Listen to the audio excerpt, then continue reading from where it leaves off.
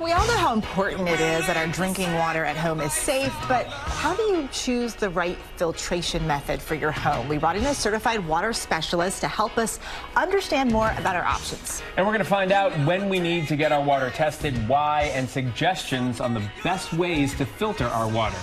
Here to tell us what we need to know to stay healthy with our drinking water is Gary the Water Guy. Perfect name. Gary, welcome.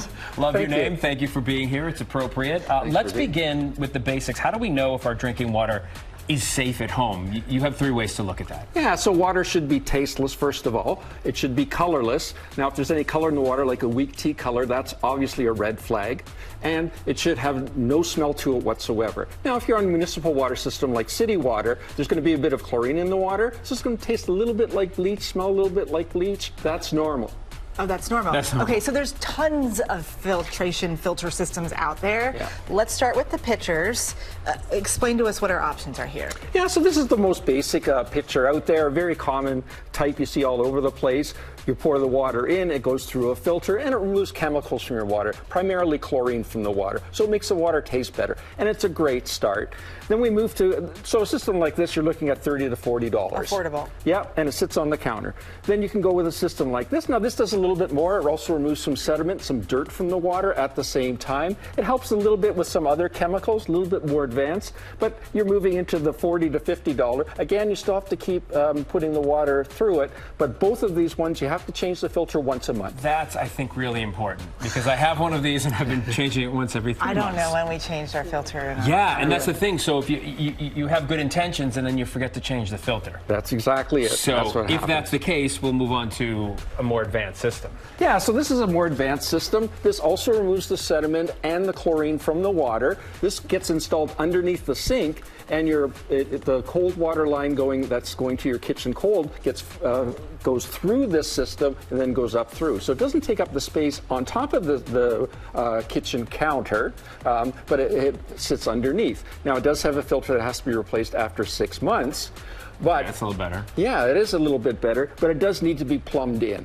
And this gets rid of those forever chemicals, the PFAs? No, it doesn't. It doesn't handle that. It gets rid of the sediment and the chlorine from the water. Basically, does what that does, but it's just plumbed into your plumbing system. How much more expensive is it than one of those? Yeah, this is $70 to $80 to purchase it, and then installation cost would be on top of that. We've got the big Mama Jama down here. Yeah, that's exactly I mean, that's it. like a tank down here. Explain to us what's going on. So these are reverse osmosis drinking water systems. So this is what we're talking about, the PFAs and the forever chemicals. So there's a series of 4,700 chemicals that aren't found in nature and don't degrade in nature, and they're used in industry. They've been used in industry since the 1940s. So we come into contact with it with takeaway food containers, non-stick coatings on cooking, cosmetics, and our beloved cell phones. Oh, goodness. Yeah, there's always that. They're everywhere. And so how do these operate? You put them under the sink?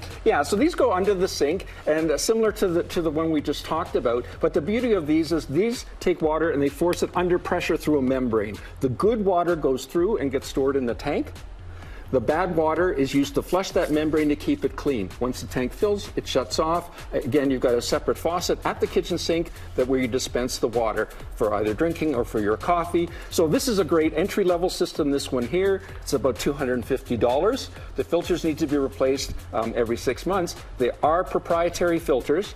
And one of the things that aren't that great about this system is it produces water very slowly, only about half a gallon of water per minute. How quickly it's coming out of the faucet? Well, how quickly it's refilling the tank. Okay. Oh, okay. So then this other one is like the faster of this. Yeah, it's the faster of the two. It's a high-efficiency system, so it produces water 6 times as fast as this one. How much is this one what's now? the difference in price? Yeah, so this one's 6 times as much. No, not 6 times. $250 for this one, $500 for this one. It is made in USA. It does use non-proprietary filters, and it'll probably last a whole lot And longer. how often do you have to change those filters? Once a year. Oh, Once a year. I So can we've write gone from that on once the a month calendar. to once a year. Change and your that- battery and your fire alarm and do your filter do and your your water filter. at the same time. Yeah, that's exactly it. Gary the Water Guy, thank you so much for being here with us today and for all of these tips, sort of deciphering all of this for us. All right, Gary, thanks. Thanks. Thank you. Good to have you. Well, hey, Hey there, GMA fans. Robin Roberts here. Thanks for checking out our YouTube channel. Lots of great stuff here. So go on, click the subscribe button right over here to get more of awesome videos and content from GMA every day, anytime. We thank you for watching, and we'll see you in the morning on GMA.